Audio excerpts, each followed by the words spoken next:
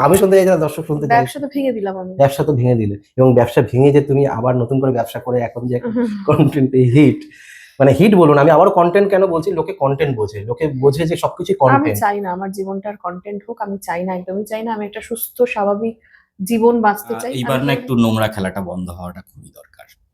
এটা কি সরাসরি তুমি অন ক্যামেরা বলছো? হ্যাঁ, এটা অন ক্যামেরাই বলছি যে নোংরা খেলাটা নোংরা খেলাটা এবার সত্যি বন্ধ হওয়াটা দরকার। অনেক কিছু হয়ে গেছে, মানে কি হয় না, মানে নোংরা খেলার তো শেষ নেই, তো ওটার কোনো মানে নেই, তো খেলাটা বন্ধ হওয়াটা দরকার।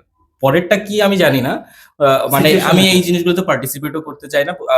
ভালো করে একটু আমাকে পিছনে ঘেটে সবাই দেখতে পারে যে আমি না এই জিনিসগুলোর থেকে অনেকটা দূরে।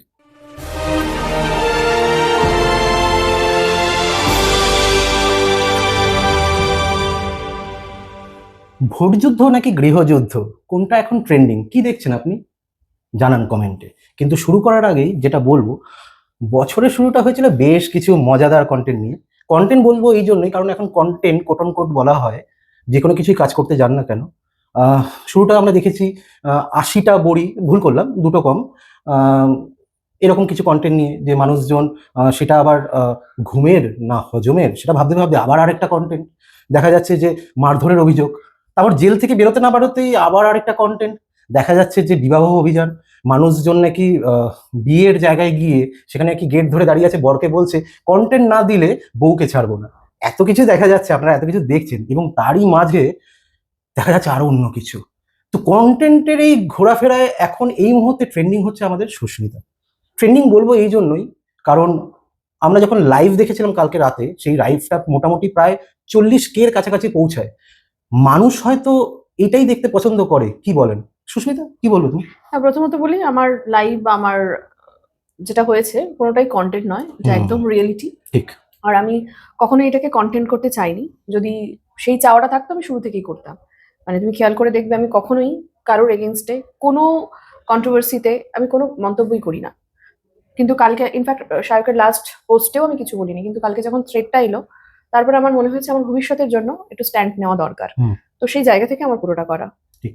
আচ্ছা, তোমার সাথে আমার লাস্ট কথা হয়েছে 18 তারিখে, এবং তারপরেই দেখা গেছে তোমার সাথে কথা হলো, বেশ সুন্দর, বিয়ে কিরকম হলো, তারপরে কি কি প্ল্যান, সবকিছু নিয়ে আলোচনা হলো। দেখা যাচ্ছে যে ঠিক একদিনের মধ্যেই শাহরুখের পোস্ট এবং তার সাথে সাথে সব্যসাচীরও পোস্ট, এবং যেটা তোমাকে খুব আঘাত করে, এবং সেটা সরাসরি তুমি পোস্টে তুমি দাও যে আমার সাথে এরকম কথা বলেছে, এবং কোট অন কোট কতগুলো কথা আমি দর্শকদের সামনেই বলছি কুটনি বৌদির কলতলার কুটকাচালি চলছে এই মুহূর্তে, যেটা তোমার এতদিন শুনে এসছো, কুটনি বৌদি। আচ্ছা, মানে কি বলবো, মানে তুমি তো নিজে দেখে এসছো, মানে অনেক কিছু তকমা তোমার উপর চাপানো হয়েছে, এবং অনেক কথা কালকে তুমি বলেছো যেটা মানুষের মাথার উপর দিয়ে গেছে। ঠিক আছে, এতদিন লাগলো কেন? মানে এটা কি শুধুমাত্র ওয়েট করছিল তাদের দিক থেকে কোনো একটা বড় আঘাত আসার জন্য? আমি ওয়েটই করছিলাম না। আমি কখনোই ভাবিনি যে এখনো পর্যন্ত ওরা আমার পিছু ছাড়বে না। আমি তো কোনো রকম ভাবে মুখ খুলিনি এতদিন। আমি চাইও নি কোনোদিন সেই মুখটা খুলতে। কিন্তু মানে যেটা বললাম যে কালকের ঘটনার পর আমার মনে হয়েছে যে এই সেম জিনিসটা ওরা ভবিষ্যতে আবারও করতে পারে, এবং আমার ভবিষ্যৎ জীবনটা আমি চাই না আর ঘাঁটতে। আমি একটা নতুন জীবন শুরু করেছি, ভবিষ্যতে আমার যদি বাচ্চাও হয়, কারণ আমার মাতৃত্বটার প্রতি আমি প্রচন্ড স্ট্রং একটা স্ট্যান্ড আমার, এবং সেটার জন্যই আমার এই কাজটা করা যে যা শেষ হওয়ার এখানেই শেষ হোক। কারণ এখনো পর্যন্ত ওদের মনে হয় যে আমি বোধহয় ওদের প্রপার্টি, এখনো সেই ডমিনেটটা বোধহয় আমাকে করা যায়, সেই জায়গা থেকে এটা করা। আমি তবুও চাইনি যে এই বিষয়টা হোক। তুমি যদি অডিওটা শোনো তাহলে বুঝতে পারবে। আমি বলেছিলাম যে ঠিক আছে, ও নিজেই ফোন করেছিল, ঠিক আছে আমি আসছি বলে। ঠিক আছে তুই সামনে আয়, সামনে বসে কথাবার্তাটা বলে মেয়েটা, আমি চাই না মানে সবকিছু সামনে আনতে, আমি এখনো চাই না। ইনফ্যাক্ট আমার খুব খারাপ লেগেছে বলতে সমস্ত সত্যিটা, কিন্তু কিছু করার ছিল না। আমি কিন্তু আমার নিজেরটাও বলেছি, নিজের পাঁচটাও বলেছি, আর সমস্তটাই বলেছি। কিন্তু ওদের পোস্টগুলো তুমি দেখো, সেই সাহসটা ওদের নেই যে নিজেরটা স্বীকার করবে। ঠিক। আচ্ছা, একটা সাহস লাগে অনেক কিছু সোশ্যাল মিডিয়ার সামনে এসে বলতে। অনেক কথা নিজের ব্যাপারেও বলেছে, অনেক কিছু স্বীকার করেছে যে আমি এইগুলো করেছি, এবং তার সাথে সাথে মানে তারাও মদত দিয়েছে, সেই জায়গাগুলো তুমি তুলে এনেছো, এবং সঙ্গে সঙ্গেই দেখা গেছে মানে লাইভে থাকতে থাকতে মানহানির ব্যাপার নিয়ে তোমার কাছে একটা নোটিশের ব্যাপার নিয়ে পোস্ট আসে, সেটাও দেখেছো, এবং তারপরেও অনেক কথা বলা হয়, এবং এটাও বলে যে যদি 19 তারিখে তোমার একটি জীবনের খুব স্মরণীয় ঘটনা, হ্যাঁ, এবং সেটার উদ্দেশ্যে জিজ্ঞেস করলে বলা হয়েছে, মানে সব্যসাচী বলছে যে জিম ট্রেনারকে জিজ্ঞেস করা হোক, এটার উত্তর কি দেবে? অ্যাকচুয়ালি আমি সেই সময় একটা জিম করতাম, তো সব্যসাচী খুব মানে সন্দেহ করতো যে ওই জিম ট্রেনারের সাথে বোধহয় আমার সম্পর্ক। এবং সেই জায়গা থেকে মানে যেহেতু আমাদের বেবিটা অ্যাক্সিডেন্টাল ছিল, ও যখন যেহেতু কোনোদিন বাচ্চা চাইতো না, ও বা ওর ফ্যামিলি, তো সেখানেও বিশ্বাস করতে পারছে না যে কি করে বাচ্চাটা হয়ে যেতে পারে। হুম। তো ওর সেই জায়গা থেকে ওর মনে হয়েছে যে তাহলে বাচ্চাটা বোধহয় আমার নয়, এবং ভবিষ্যতে বাচ্চাটা মারা যাওয়ার পরেও ও ওটা বলেছে। মানে সেটা নিয়ে তো আমার কিছু বলার নেই, মানে এটা অত্যন্ত অপমানজনক, লজ্জাজনক একটা ঘটনা। যে নিজের যে বাচ্চা চায় না বলে, শুধুমাত্র বাচ্চা চাই না বলে আমি সেটা নিজের বাচ্চা স্বীকারই করবো না। তো এটাই হচ্ছে বিষয়। আমি যেটা ও পরিষ্কার বলতে পারেনি, বলেনি, আমি নিজে পরিষ্কার বললাম। এটাই এটাই সেই ঘটনাটা। আচ্ছা, স্বীকার করে নিয়েছো, তারপরে যখন এত কিছু হচ্ছে, কি মনে হয়েছে? আমি একটা জিনিস জিজ্ঞেস করি, মানে সবই তো ভালো চলছিল, মানে সবই ভালো চলছিল, সুন্দর একটা সংসার করার হুম। প্ল্যানিং করা, হঠাৎ করে এরকম মানে অ্যাটাক। আমি বুঝতে পারছি যে তোমাকে হয়তো সোশ্যালি অ্যাটাক করছে। তোমার কি মনে হয়, তোমার পরিবার, নতুন পরিবারের লোকজনও তো তোমার ব্যাপারে এত কিছু জানতে পারলো, সেই নিয়ে জানতে পারলো না তো, শুরু থেকেই জানে। তারা জানতো? মানে সবকিছু তুমি বলেই শুরু করেছিলে? আমি কোনো মানে মিথ্যে দিয়ে, কোনো গোপনীয়তা দিয়ে কোনো সম্পর্কে যাই এটা আগের সম্পর্কগুলোও হয়েছিল? আমি সমস্তটাই মানে সব্যসাচীর সাথে সম্পর্কেও যখন আমি গিয়েছি, আমার সেই সময় দাঁড়িয়ে যা যা পাস ছিল আমি সব শেয়ার করে ঢুকেছি। আর সেটাই আমাকে দিনের পর দিন ব্ল্যাকমেল করা হয়েছে, করে সমস্ত যা যা আমি লাইভে কাল বলেছি সমস্তটাই করানো হয়েছিল, যে তুই যদি এগুলো না করিস তাহলে এগুলো সব সবার সামনে আনবো। আচ্ছা, আমি একটা একদম মানে তোমার আগের সংসারের একটা টপিকে চলে যাই, যে টপিকটা আমি শুনেছি, মানে সোশ্যাল মিডিয়ায় এখন সব জানা যাচ্ছে, যেহেতু সবকিছুই মানে আজকে সকাল থেকে বলা হচ্ছে যে, মানে তুমি ইভেন কালকে লাইভে বলেছো যে তোমাকে দিয়ে নাকি ব্যবসা করানো হতো এবং তার ইনকাম সেই বাড়িতে আসতো। না, ইনকাম ঠিক নয়। ওই হয় না যে কারো একজনের সাথে পরিচয় হলো যে ওর টাকা বেশি, হুম। তাহলে ওর থেকে এইটা চা, ওর সাথে ঘুরতে যা, কিন্তু ওর থেকে এইটা নিয়ে আয়। এটা কি বলা হতো বাড়ি থেকে? বাড়ি থেকে নয়, সব্যসাচী বলতো। নিজে বলতো এবং তার ভাইও বলতো? ভাই এটার মধ্যে ছিল না, আচ্ছা ভাই এটা আলাদা লোকজনের সাথে করতো। আচ্ছা। মানে সবাই যে তোর এটাই করতো। সংসার টিকছে না যখন তুই অন্য কারোর সাথে সম্পর্কে থাক, এই প্রস্তাবগুলো এসছে? না, সম্পর্কে থাক নয়, আচ্ছা, মানে সম্পর্কে থাকার অভিনয় কর। ওকে, অভিনয় কর, কিন্তু এই সংসারটাকে ঠিক করে টিকিয়ে হুম, রাখ। হুম, হুম। এই জিনিসগুলো হয়েছে। আচ্ছা, সবই তো সবার সামনে মোটামুটি। আমি একটা জিনিস জিজ্ঞেস করি, তুমি একদম কোট অন কোট বলেছো আমার সম্পর্ক এই নিয়ে ৫ নম্বর বিয়ে, না না, 4। ৪ নম্বর বিয়ে। আচ্ছা, ইন্ডাস্ট্রির যারা তোমার বন্ধু-বান্ধব, আমি বন্ধু-বান্ধবই বলছি আপাতত, তারা বলছে ৫ নম্বর, অথবা কেউ বলছে ৭ নম্বর। ঠিক আছে? তুমি এটাকে কিভাবে দেখছো আর কিভাবে জবাব দেবে? না, আমার যদি 4টে বিয়ে স্বীকার করতে অসুবিধা না থাকে, আমার 5টা 7টা বিয়ে করতেও অসুবিধা থাকার কথা নয়। তো যেটা 4টে, তো সেটা 4টেই আমি বলবো। কারণ আমি কালকে লাইভেও সেটা বলেছি যে, যেটা অ্যাকচুয়ালি সায়ক চাইছিল যে আমি বলি যে মানে ওই যে এবারে থাম যে কথাটা, হুম। যেটা দিয়ে এতদিন ওরা আমাকে ব্ল্যাকমেইল করে এসেছে, সেই ব্ল্যাকমেইলটা তো আর করার জায়গা নেই, কারণ আমি নিজেই স্বীকার করে নিয়েছি। হুম। তো সেই ব্ল্যাকমেইলিংটা সবার সামনে যাতে আসে, সেই জন্যই তো ওর ওটা লেখা যে এবারে থাম। হ্যাঁ, সেটা দিয়েই তো মানুষের প্রশ্নটা উঠলো ঠিক। যে এবারে থাম মানেটা কি? তাহলে কি সুস্মিতার অনেক কটা বিয়ে? এবং পরবর্তীতে যেটা লেখা যে আহ, কি সুস্মিতার এবারে নর্মাল ডেলিভারির জন্য ওয়েট করিস না প্লিজ। তার মানে এটাও দেখানো যে আমার কারণে বাচ্চা মারা গেছে, সেটা তো নয়। ওরা নিজেরা চাইতেন, এবং যে সাধের ছবিটা ওরা চুজ করেছে, মানে কতটা অমানবিক হলে এটা করতে পারে কেউ। সেই সাধের ছবি, যেটা আমার মানে অত্যন্ত ট্রমাটাইজড একটা মোমেন্ট, সেটাকে ও পোস্ট করেছে এটা দেখানোর জন্য যে ওর ভাই ও দাদা মানে নপুংসক নয়। আমি কিন্তু এটা কোথাও বলিনি। মা হওয়ার জন্য আমি বিয়ে করছি ঠিক, না তো আমার বিয়ে করার দরকার ছিল না, আমি তো কারোর সাথে লিভ ইনে থাকতে পারতাম, যেটা সব্যসাচীর মধ্যে ফ্যামিলি চায় লিভ ইন থাকতে। আমাকে তো বিয়েটাও করতে চাইনি, ওরা চেয়েছে, সব্যসাচীর ইচ্ছাই ছিল যে বিভিন্ন মেয়েদের সাথে লিভ ইনে থাকবে। বাট আমার ওই মাঝখান থেকে ভুল যেটা হয়ে গেছে, আমি সেই মেয়েগুলোর মধ্যে পড়িনি যে যে শুধু লিভ ইন থেকে বেরিয়ে যাবে। আমি বিয়ে চেয়েছি, সংসার চেয়েছি, বাচ্চা চেয়েছি, আর মনে হচ্ছিল বিয়ে করলে পরে বোধহয় সব ঠিক হয়ে যাবে। তো ঠিক হয়নি, অ্যাক্সিডেন্টাল বেবি হলো, এবং সবাই মিলে চাইলো বাচ্চাটা মারা যাক, বাচ্চাটা মারা গেল, এবং সে কথা দিল যে আবার তোমার স্বপ্ন সফল হবে, বাচ্চা হবে। কিন্তু কোথায় কি, সেই তো 2019-এ বাচ্চা মারা গেল, তারপর এতগুলো বছর চলে গেল, কি হলো? মানে এই প্রশ্নটা কিন্তু কেউ করছে না যে বাচ্চা না চাওয়া আর বাচ্চা না হওয়া দুটো ডিফারেন্স। এবং আমাকে বহু জায়গায় সোশ্যালি শুনতে হয়েছে আমি মাজা, হুম। আমি বাচ্চা দিতে পারি না, তাহলে কি করে এই সংসার টিকবে। হুম। আমি তখনও কিন্তু মুখ খুলিনি, আমি বাজা শুনে গেছি। সত্যি কথা, সবাই যেটা প্রশ্ন তুলছে এই মুহূর্তে যে সন্তানের জন্যই বিয়ে করা, মানে সন্তান মানে সবার কাছে একটাই প্রশ্ন, আগের সংসারে সন্তান প্রাপ্তিটা কেন হচ্ছিল না, কারণটা কি? ওই যে বললাম তো, বলেই হ্যাঁ। দিলাম তোমাকে যে ওরা বাচ্চা চাইছিল না, চায় ওরাই না, চাইছিল না। ওরা চায় না বাচ্চা। মানে এর কারণটা কি কোনো রকম ভাবে রেসপন্সিবিলিটি নিতে ভয় পায়, যেটা আমি সেটাও বলেছিলাম যে মানে যে বাচ্চা মারা গেছে তার ক্ষেত্রে কোনো রকম আমি ফিনান্সিয়ালি রেসপন্সিবিলিটি দিইনি ওদের, পুরোটাই আমি নিজে করেছিলাম। আমার স্বাদের খাবারটাও আমি নিজে বয়ে এনেছিলাম, ওরা কেউ তোর বাচ্চা আমরা কেন স্বাদ করবো। আচ্ছা, মানে এটা একদম কোট অন কোট বলেছিল এই কথা? হ্যাঁ হ্যাঁ মানে হ্যাঁ। তুমি তুলেও ছিল? তো আচ্ছা, মানে এর সাথে আমি আরেকটা জিনিস জিজ্ঞেস করছি, এই যে একটা কথা উঠে এসছে যে ফ্যামিলি বিজনেস লাইক ব্লগিং করা এবং এটার সাথে তুমি ছিলে এবং বলছে যে তুই এটা ছেড়ে যাস না, হুম হুম হুম এবং তাহলে গেলে আমাদের ব্যবসাটা নষ্ট হুম হয়ে যাবে। হুম হুম। কি মনে হয় মানে এটা কতটা তুমি দেখছো মানে ঠিকঠাক ভাবে? আমি একটু শুনি মানে বিষয়টা, ব্যবসা তো দর্শক আমি শুনতে চাইছি না, দর্শক শুনতে চাই। ব্যবসা তো ভেঙে দিলাম আমি। ব্যবসা তো ভেঙে দিলে, এবং ব্যবসা ভেঙে যে তুমি আবার নতুন করে ব্যবসা করে এখন যে হুম। কন্টেন্ট হিট, মানে হিট বলুন, আমি আবারও কন্টেন্ট কেন বলছি, লোকে কন্টেন্ট বোঝে, লোকে বোঝে যে সবকিছু আমি কন্টেন্ট। চাই না আমার জীবনটার কন্টেন্ট হোক, আমি চাই না, একদমই চাই না। আমি একটা সুস্থ স্বাভাবিক জীবন বাঁচতে চাই। আমি কোনোদিনই সোশ্যাল মিডিয়া করতে চাইনি, কিন্তু সিচুয়েশনে, পরিস্থিতির চাপে এবং আমাদের কাজের জায়গাটা এতটাই খারাপ ছিল আমাদের, মানে এখন জানোই কাজের কত কম্পিটিশন। দীর্ঘদিন হয়তো 1 বছর টানা কোনো কাজ নেই, তখন এটাকেই আমায় করতে হয়েছে, কন্টেন্ট ক্রিয়েশনে আমাকে করতে হয়েছে, আমাকে ব্লগিং বানাতে হয়েছে। তো সেটা আমি কখনো মন থেকে করিনি, বাট করতে হয়েছে, করেছি। বাট আমি সত্যি বলছি, এখন আমি চাই না, কারণ আহ, আমি তো একটা বিজনেস করছি, একটা একটা জায়গাতে আছি, এবং আমার কাছে একটা হিউজ রেসপন্সিবিলিটি। তুমি অফিসে ঢুকেই বুঝেছো সেটা নিশ্চয়ই, যে এতগুলো পরিবার দাঁড়িয়ে একটা কোম্পানির ওপরে আমার একটা হিউজ রেসপন্সিবিলিটি আছে। আমি শুধু সেদিকেই মনোনিবেশ করতে চাই এখন। আর কাদা ছোড়াছড়ি আমি আগেও চাইনি, আজও চাই না, কিন্তু আমার মনে হয় যে যে ভয়টা, যে থ্রেটটা ওরা এখনো আমাকে দিয়ে যাচ্ছিল, সেটার একটা শেষ হওয়া দরকার। তো আমি জাস্ট শেষটাই করলাম। আচ্ছা, পরপর না কতগুলো আমার প্রশ্ন এবং কিছু দর্শকের প্রশ্ন আমি তোমাকে পরপর করে যাচ্ছি।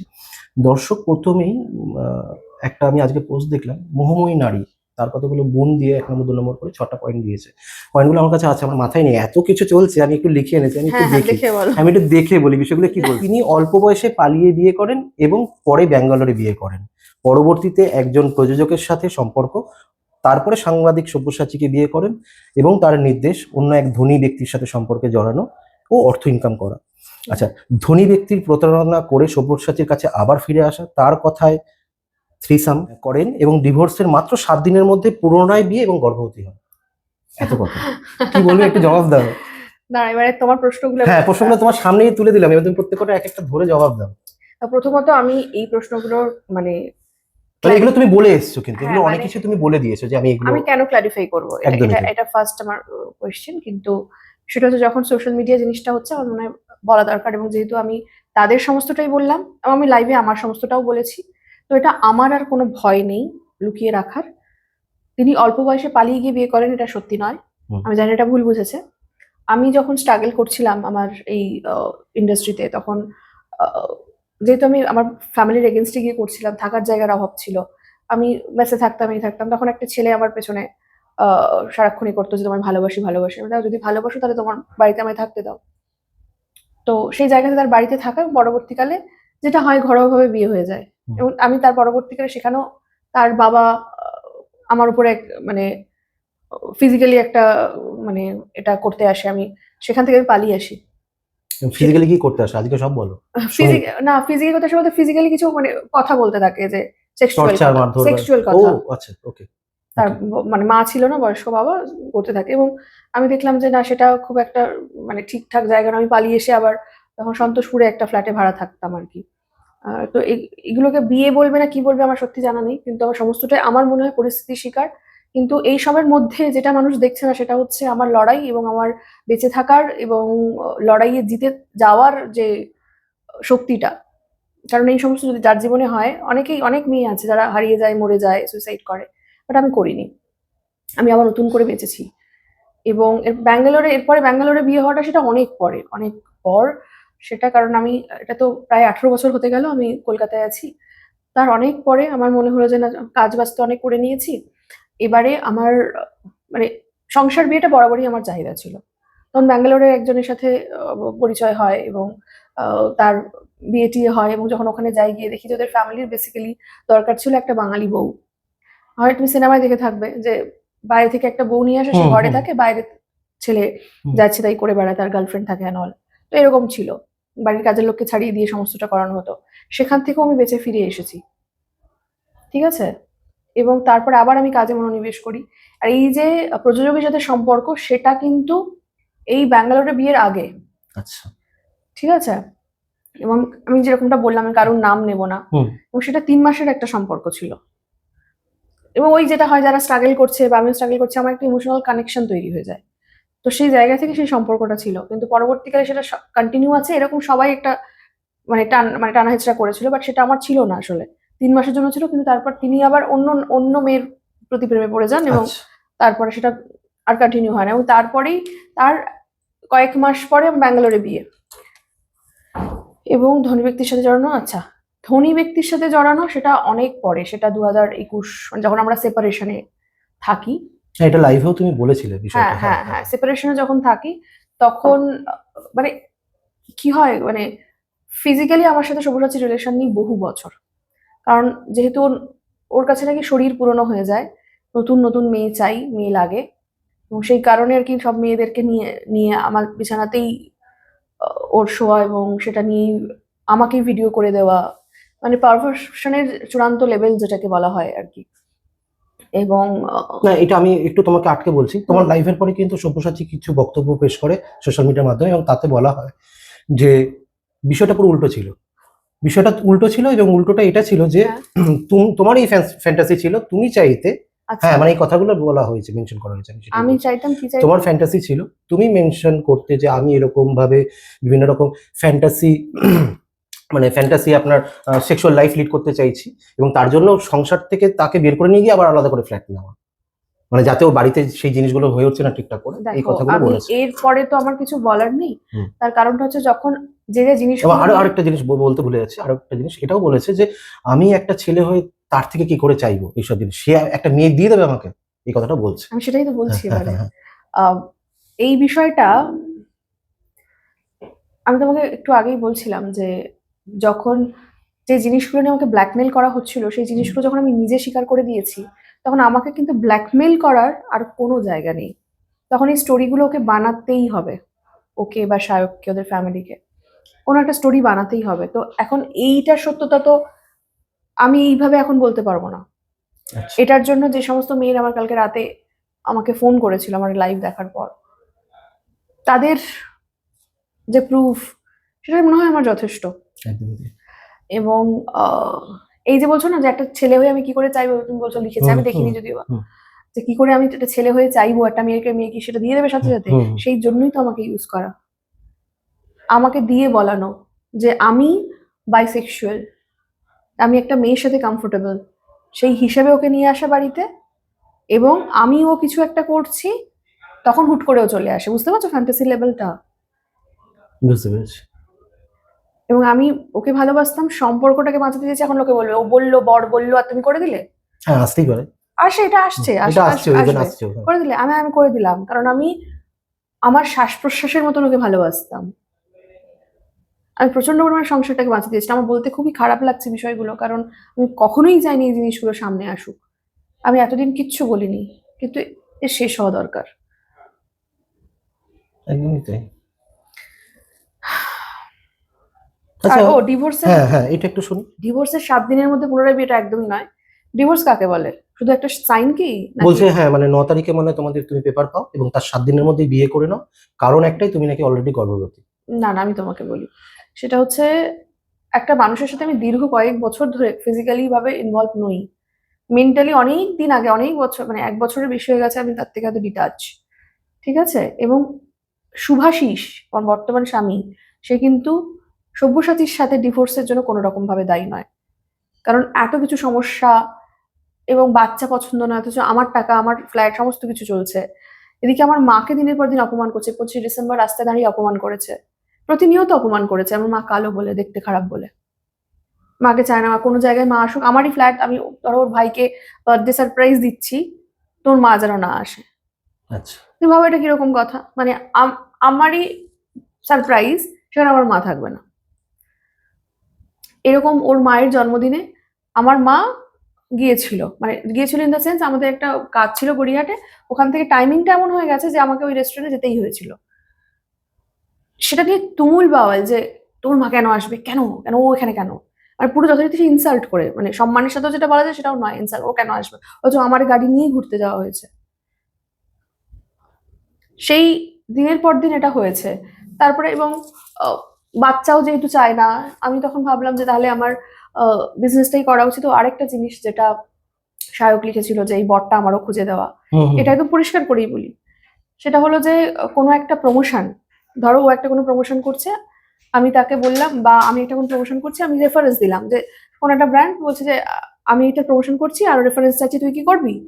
সেই হিসাবেই হচ্ছে মেডোকার্ডের সাথে যুক্ত হওয়া, এবং যুক্ত হওয়া না, শুধু ওইটুকু কথাই বলে। এবং মেডোকার্ড থেকে কিন্তু ফার্স্ট আমাকে মেসেঞ্জারে প্রথমে মেসেজটা করে, আমি মেসেঞ্জার দেখি না বলে দেখা হয়নি, নেক্সট শায়কের সাথে যোগাযোগ করে এবং সেখান থেকে ওই রেফারটা করে। যেরকম আমিও ধরো কোনো ব্র্যান্ডের শুট করছি, আমি বললাম যে এরকম রেফারেন্স চাইছে, তুই কি করবি, ও করলো। এটা খুব ন্যাচারাল বিষয়, বাস ওইটুকু বলে দেওয়া। সেটার মানে কি পুরো ঠিক করে দেওয়া? তা তো নয়। তুমি বুঝতে পারছো আমার কথাটা? তার মানে তো পুরোটা ঠিক করে দেওয়া নয়।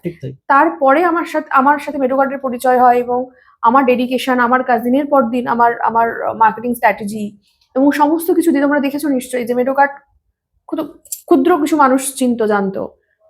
আজ কোন জায়গায় চলে গেছে মেডোকার্ড? আমাদের অফিসও ছিল না। ঠিক। অনেকে বলে যে বড় লোক দেখে বিয়ে করেছো, নো। সুভাষিসদের বনগাঁতে বাড়ি, অ্যাডভেস্টারের ছাউনি। আমার যখন সুভাষিসের সাথে পরিচয় হয় তখন ও আমার এই কেবিনের মতন ছোট্ট একটা ঘরে থাকে, কিন্তু যেটা আমার মনে হয়েছিল যে না, একটা গ্রাম থেকে আসা একটা ছেলে যে নিজে একটা কিছু করতে চাইছে, এবং আমিও গ্রাম থেকে আসা একটা মেয়ে যে সবসময় স্বপ্ন দেখেছি কিছু একটা করার, সেই স্বপ্নটা সামহাও পরবর্তীকালে কোথাও মিলে গেছে। এদিকে দেখছি যে আমার বাচ্চার হবে না, সংসারটাও হচ্ছে না। আমাকে সায়ক বলছে যে দাদা যখন তোকে ভালোবাসে না, তুই বাইরে একটা সম্পর্ক রেখে এইটা তোমাদের বিজনেস, এই মানে ফ্যামিলি বন্ডিংটা না দেখালে পরে আমাদের তো পুরো বিজনেসটাই বন্ধ হয়ে যাবে।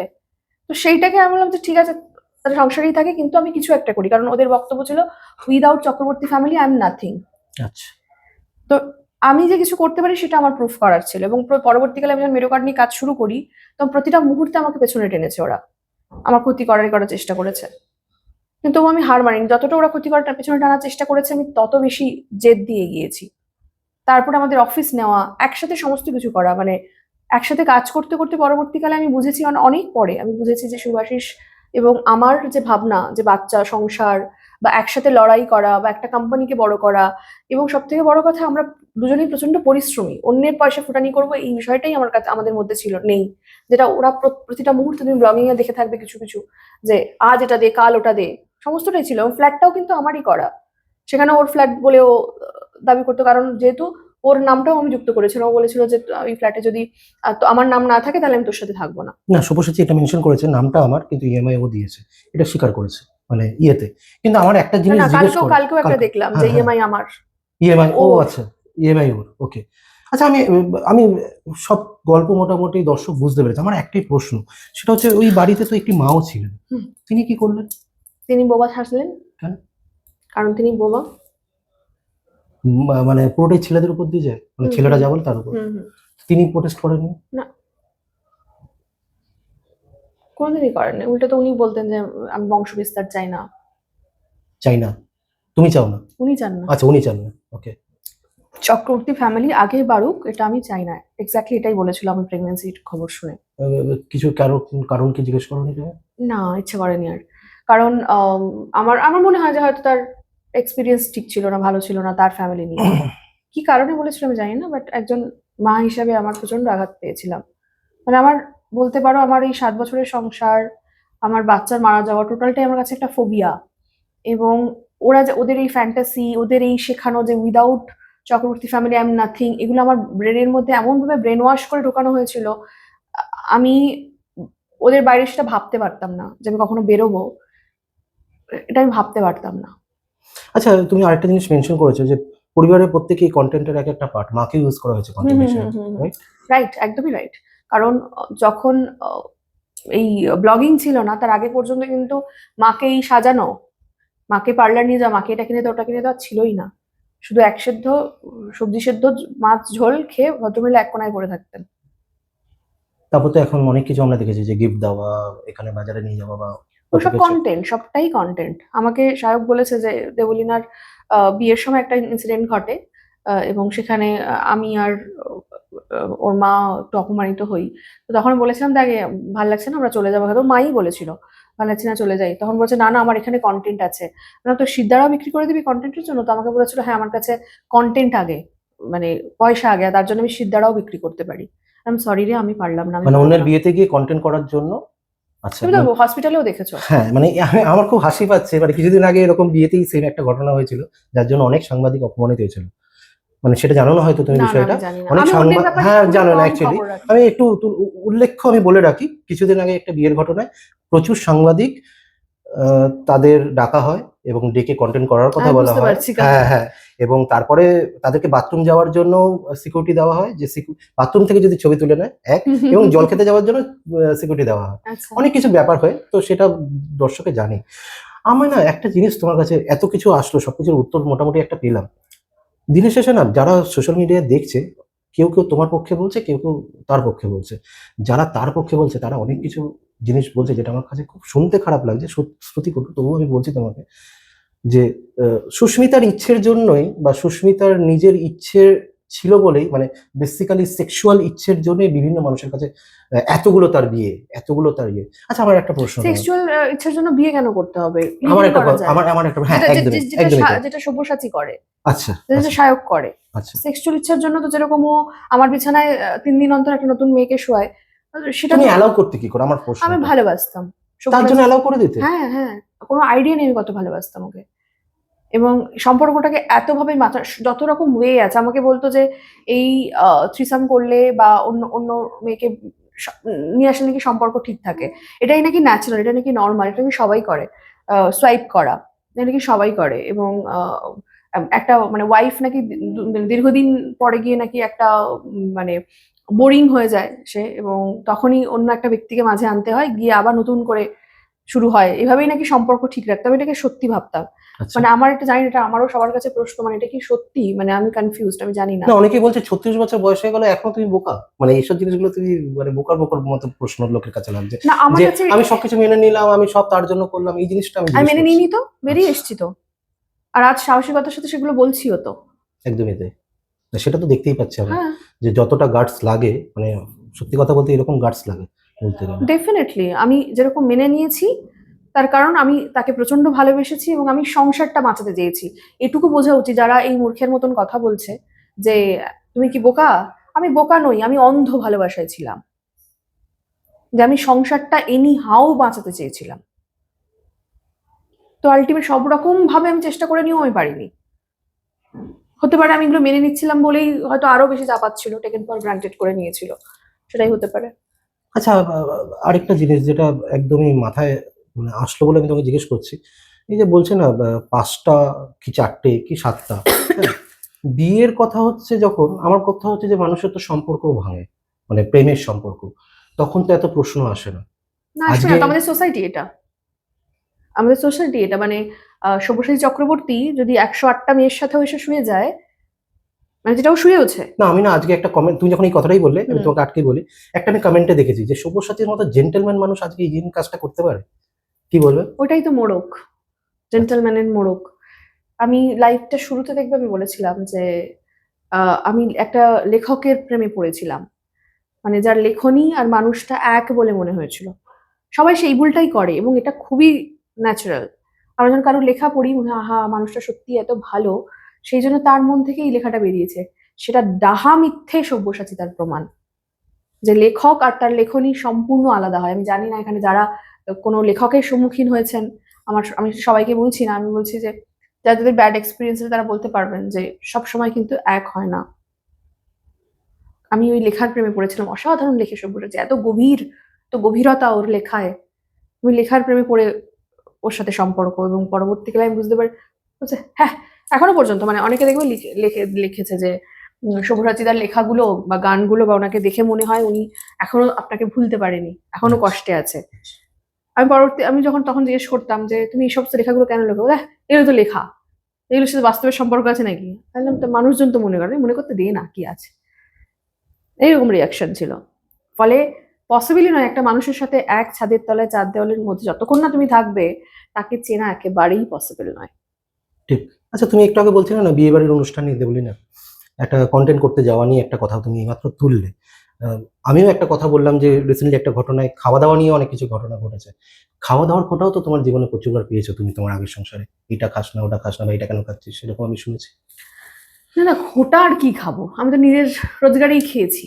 না, তাতেও তো খোটা শুনতে হয়েছে।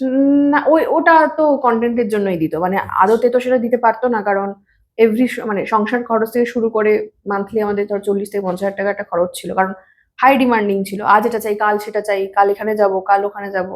এই লাদাখ যাবে বলে 1 লাখ টাকা লাগবে, লাদাখ ঘুরিয়ে নিয়ে আসলাম। লাদাখ ঘুরে আসলে নাকি সব সম্পর্ক ঠিক হয়ে যাবে। যা যা বলেছে আমি সব করেছি। ওর ভাই ফেসবুকটা শিখিয়ে দিয়েছে বলে সোনার আংটি দে, রেবেনের চশমা দে, আজ এটা দে, কাল সেটা দিয়েছি। ঠিক আছে, নিক, ভাই তো। অথচ আমি নিজে কিন্তু কখনোই দেখবে না আমি এটা দাও বা ওটা দে, কোনোদিন আমি বলেছি? আচ্ছা, শেষ প্রশ্ন, শেষটা কোথায়? শেষটা আমি করে দিয়েছি। আমার সত্যি এটা নিয়ে টানার আর ইচ্ছে একদমই নেই। মানে কিন্তু বুঝতে পারছো জল ঘোলাটা হয়ে গেছে এবং অনেক বড় কিছু আসতে চলেছে।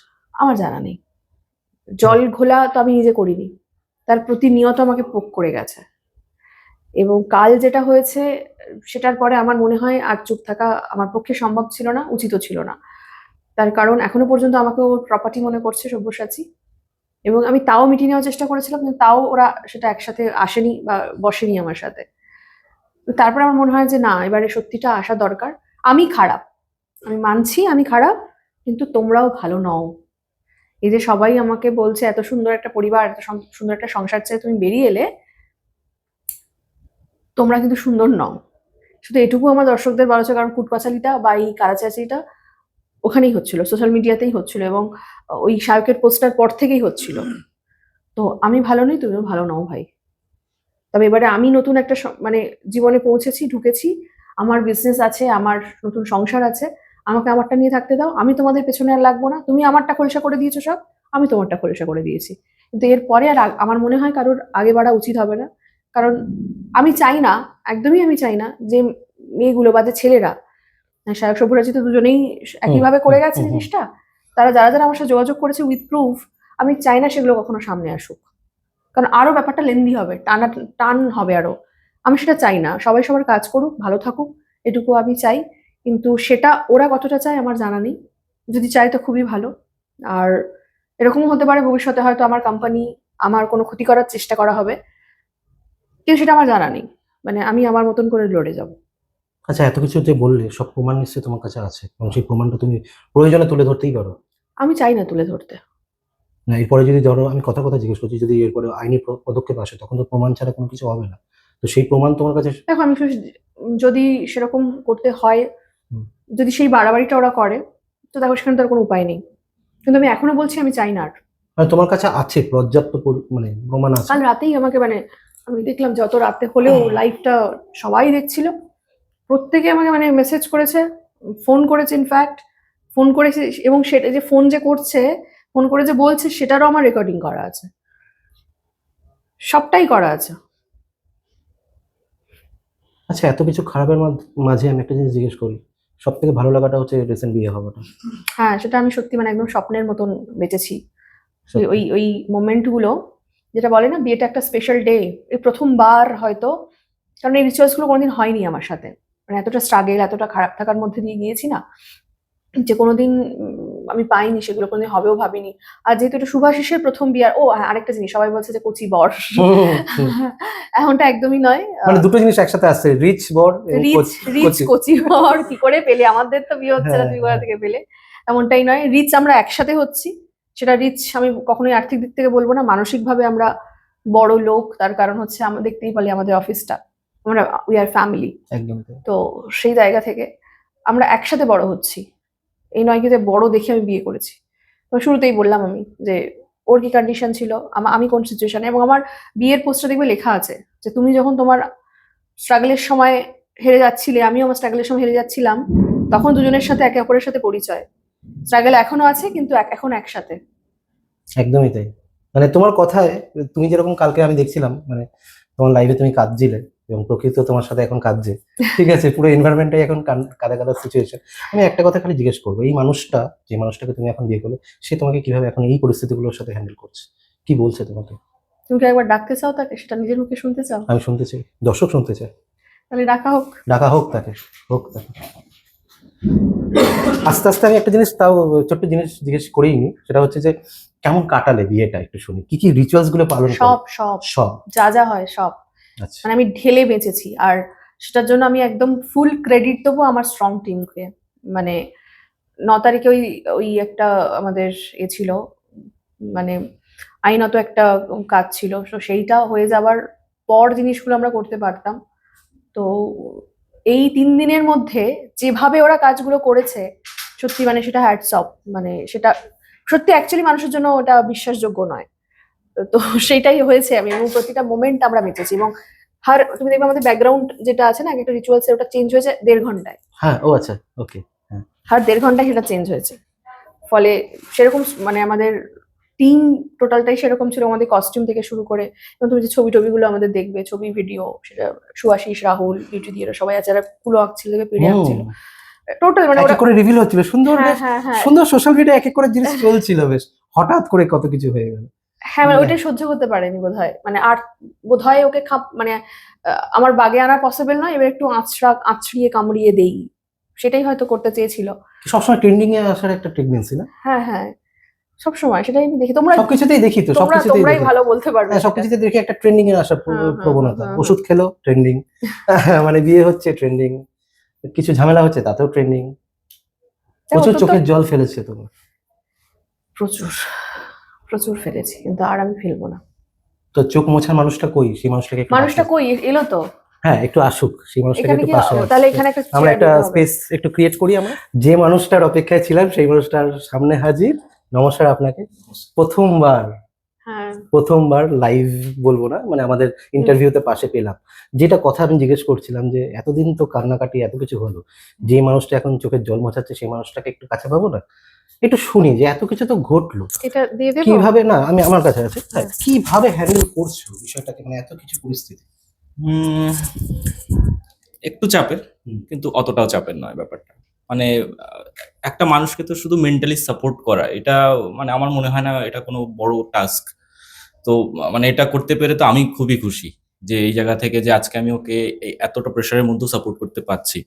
এবং অনেকের ধারণা, অনেক অনেক কথা, অনেক কিছু হচ্ছে, তো সেই জায়গা থেকে আমার দিক থেকে তো সবকিছুতেই গো হেড ছিল সবসময় যে আমি তো কিছু ওর না জেনে ওর লাইফে আসিনি, তো পুরোটাই আমার জানা। এবং তারপরে যখন মানুষটার পরে কনস্ট্যান্ট স্ট্রেসটা যায় এই বাইরে থেকে এই পোকগুলো আসার কারণে, তো সেখান থেকেই আমি ওকে সেইভাবেই মোটিভেট রাখার চেষ্টা করি যাতে সবকিছু ঠিকঠাক চলে এবং আমাদের মানে সাংসারিক জীবনে যাতে সেটা নিয়ে কোনো ডিস্টারবেন্স ক্রিয়েট না হয়। আচ্ছা, এত কিছু সামনে ঘটে গেল, ঠিক আছে, এত কিছু মানে কাদা ছোড়াছড়ি চলছে এবং তার উপরে মানে রিপ্লাইও আসছে অনেক রকম। এই জিনিসগুলো দেখছো, আমি বলছি হ্যান্ডেলও করছো, কোনোভাবে এখনকার সংসারের চাপ হচ্ছে না? মনে হচ্ছে যে কি দরকার ছিল এসব করার? না, আমার মনে হয়েছে এই জিনিসটার এবার শেষ হওয়াটা দরকার। এটা ওরও মনে হয়েছে। একটা মানুষ যখন বাঁচতে চাইছে ঠিকভাবে, তো মানে আমরা শুনি না ইন্ডাস্ট্রি বা বিজনেস যেটাই হোক না কেন, অনেক রকম ব্যাপারগুলো থাকে, তো সবকিছুর থেকে তো বাইরে চলে এসছে। আমার কাছে আমি একটা জিনিস মনে করি, কেউ যদি দোষ ভুল করে সেটা অন্যায়, কিন্তু কেউ যদি ভুল শুধরানোর চেষ্টা করে তো সেটাকে সাপোর্ট করা উচিত। তো সেই জায়গা থেকে সে তার ভুল যদি কিছু থেকে থাকে সেটা সে কারেকশন করবে, এবং আগামীতে যাতে এই কন্ট্রোভার্সি বা এই সব জিনিসগুলো যাতে না আসে সেটার দিকে ফোকাস রাখাটাই, এবং নিজের কাজে, সব থেকে বড় ব্যাপার নিজের কাজে ফোকাস রাখা। হ্যাঁ, একদমই তাই। দর্শকে দেখতে থাকুক, আগামীতে কিরকম হচ্ছে সেটা দর্শক দেখবে এবং তোমরা দেখাবে। আমি একটাই জিনিস লাস্ট জিজ্ঞেস করবো, প্রচুর দর্শক অনেক কথা বলছে যে এই মানুষটা কে, মানে এক তো বয়সে ছোট, ধনী ব্যক্তি, ঠিক আছে, খাপে নিয়ে নিয়েছে, ঠিক আছে? এই হচ্ছে কথা। ফার্স্ট কোশ্চেন আবারও বলে দিচ্ছি, আমি একটু কথাটা বলে দিই, সেটা হচ্ছে 4 নম্বর না 5 নম্বর বিয়ে, তারপরও সে নিয়ে নিয়েছে, এই বিয়েটাও টিকবে না, এত কথা বলছে, কি বলবো?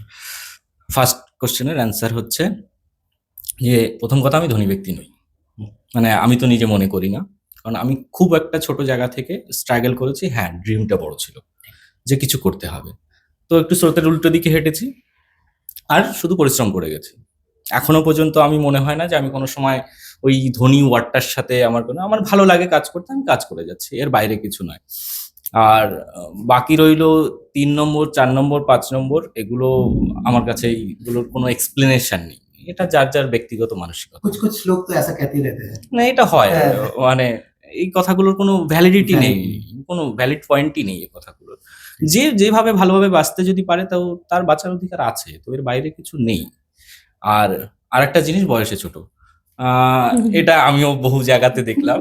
তো এই কোশ্চেনটা না ফার্স্ট ডে ওর থেকে এসেছিল। হ্যাঁ, কি হয়েছিল একটু শুনি। হ্যাঁ, মানে বয়সে অনেকটাই ছোট, তো শেষ পর্যন্ত আমাকে ওই সার্চ করে দেখাতে হলো না বয়সটা। না, আমি আসলে ফার্স্ট যখন ওকে দেখি আমার মনে হলো যে এত কম বয়সে বিজনেস করে, কি ব্যাপার, মানে কত বয়স, এত কম বয়সী করে, সেইটাই কম বয়স বলেছিলাম বলে ওর একটু অপমানিত বোধ করেছিল। তো সাথে সাথে যেহেতু আমাদের কি ডেট অফ বার্থ গুলো সোশ্যাল মিডিয়া বা গুগল করলেই পাওয়া যায়, হুম। তো ও গুগল করে সাথে সাথে আমার ডেট অফ বার্থটা বার করলো, করে বললো, ওর কি বললে বলো? যে ম্যাডাম আপনার থেকে আমি খুব একটা বেশি ছোট না, মাত্র আচ্ছা। কয়েক মাসের ম্যাটার এটা। আচ্ছা আচ্ছা, একই সালে জন্ম। হুম, মানে সালটা আলাদা, ওই হ্যাঁ, মানে ঘড়ির একই second, ব্যাপার, এই একই মানে আর কি। 1 বছর আগে হতে, পিটি যাকে বলা হ্যাঁ হয়। হ্যাঁ 1 বছরের ছোট, একদমই তাই। কিন্তু দেখতে করছি। এই একই জায়গায় চলে আসছে।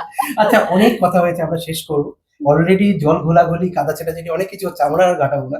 খালি একটা জিনিস নিয়ে শেষ করবো, এত কিছুর মাঝখানে নিজের ওয়াইফকে কি বলবো? ওকে শুধু বলবো যে স্ট্রেসটা না নিয়ে, ডিপ্রেশনে না গিয়ে নিজের কাজটা শুধু করে যেতে, এবং আগামীতে এই যে এত কথা হচ্ছে তার যোগ্য উত্তরটা ওর কাজের মাধ্যমে আসুক। এটা তো কাজের জায়গা হলো, ভালোবেসে মানুষে বলে, বিয়ে হয়েছে সব একটু ভালোবেসে বলো যে আমি তোমার পাশে আছি। হ্যাঁ, এটা না নতুন করে কিছু বলার আমি নেই। ওটাই- মানে না, ওটা আমি তোমাকে ওই same মানে কথাটাই ওই জায়গাটা বলছিলাম। সত্যি কথা আমার ওইভাবে আর নেই। না মানে ওটাই আমাদের সম্পর্কটা কোনোদিন ওই ভালোবাসি প্রেম গদগদ ব্যাপারটা ওইটা কোনোদিনই আমাদের মধ্যে ছিল না। আমাদের ভালো লাগা ভালোবাসা প্রেম যেটা তৈরি হয়েছে না পরবর্তীকালে, সেটা পুরোটাই কাজ দিয়ে, মানে আমাদের কাজের প্রতি ডেডিকেশনটা দেখে আমাদের কোথাও এক জায়গায় আমরা একই পথের প্রতি, সেটা মিলে গেছে। ফলে ওই প্রেম মানে- ভালোবাসা সব কাজ মানে এই দিয়ে। জায়গা থেকে আমি এটাও বলে রাখি, হয়তো এটা নিয়েও কথা হবে, যে অডিয়েন্স যদি মনে করে থাকে যে কোনো একটা রোমান্টিক কোনো কিছু পাবে, সেটা আশা করাটা বেকার হবে। আশা করাটা বেকার হবে। মানে সেই জিনিসটা সত্যি কথা অন ক্যামেরা তো পসিবল না। ঠিক। তবে আমি একদমই তাই, শেষ করবো, শেষ আগেই আমরা যেটা করি বিয়েতে সিঁদুর পরানোর পর সঙ্গে সঙ্গেই আমরা যেটা সামনে ছুটে যাই, বলি যে বউকে কি বলবে বা বরকে কি বলবে, প্রথম ওয়ার্ডটা সেটা আমরা কেউ এখনো পাইনি। তো আমি আজকে একটু শুনতে চাই, শুনেই ছাড়বে ও। একটু শুনে ছাড়বো যে দুজনকে কি বলেছিল বিয়ে সিঁদুর পরানোর পর একে অপরকে। আমি তো টেনশনে ছিলাম সোজা করে সিঁদুর পরাতে পারবে কিনা, আমি বারবার জিজ্ঞাসা করছিলাম। বলছে না কিছু, দেখি বলেছিল। হ্যাঁ, আমি বলতেই পারি। হ্যাঁ। আমার ওয়ার্ডটা এটাই ছিল যে আমরা পারলাম কথা রাখতে, এটাই ছিল ওয়ার্ডটা। কথাটা সারা জীবন রাখবে তাহলে, বলছি। হ্যাঁ, আমি সেই বিশ্বাসটা তো ডেফিনেটলি করেছি। সেই কারণে এত বড় একটা সাহসী পদক্ষেপ আমি নিয়েছি।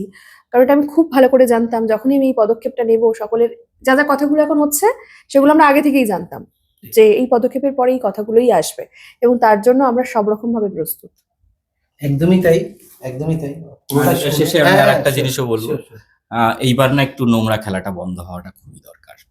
এটা কি মানে- সরাসরি তুমি অন ক্যামেরা বলছো? হ্যাঁ, এটা অন ক্যামেরাই বলছি যে নোংরা খেলাটা আবার বলো। নোংরা খেলাটা এবার সত্যি বন্ধ হওয়াটা দরকার। অনেক কিছু হয়ে গেছে, মানে এরপর কি আবার হয় না, কি করবে? মানে নোংরা খেলার তো শেষ নেই, তো ওটার কোনো মানে নেই, তো খেলাটা বন্ধ হওয়াটা দরকার। পরেরটা কি আমি জানি না, মানে Situation আমি আছে। এই জিনিসগুলোতে পার্টিসিপেটও করতে চাই না। ভালো করে একটু আমাকে পিছনে ঘেটে সবাই দেখতে পারে যে আমি না এই জিনিসগুলোর থেকে অনেকটা দূরে, এবং সেই রেসপেক্টটা আমি সবার সাথে বজিয়ে রাখি। কেউ বলতে পারবে না যে এই মানুষটা কারোর সাথে খারাপ ব্যবহার করেছে বা কোনো রকম রিলেশন কোনো জায়গাতে ইয়ে হয়েছে। একটা মানুষ কোথাও কিছু পাবে না এই জিনিসটা নিয়ে, কিন্তু খেলাটা বন্ধ হওয়াটা দরকার। ঠিক তাই, দর্শকের কাছে আমারও এটাই বক্তব্য যে আপনারা কারা সাপোর্ট করছেন কারা করছেন না সেটা আপনাদের ব্যাপার, কমেন্টে জানান, এবং তার সাথে সাথে এই দুটো মানুষ যাতে সুখী থাকে সেটাও আশা করবো আমরা, এবং তার সাথে সাথে যাতে কাদা ছোড়াছড়ি খুব তাড়াতাড়ি যাতে বন্ধ হয়, এবং কি হবে না হবে তো আগামীতে আপনারা দেখতেই পাবেন। দেখতে থাকুন সিটি টকিজ, আর আমি জয়দীপ, সঙ্গে থাকবেন, ভালো থাকবেন, শেয়ার করবেন। Thank you very much.